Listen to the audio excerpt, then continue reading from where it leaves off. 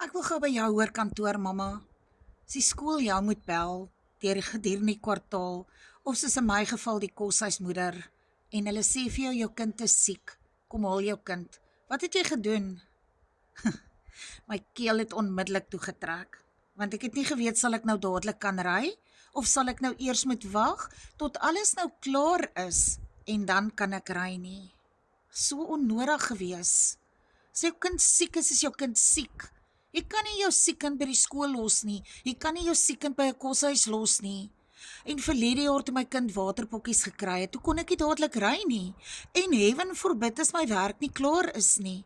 En heaven forbid as my kind afgeboek is dat ek het by hom gebly, dan moet ek al my werk inhaal wat ek nie gedoen het nie, want jou kind is siek.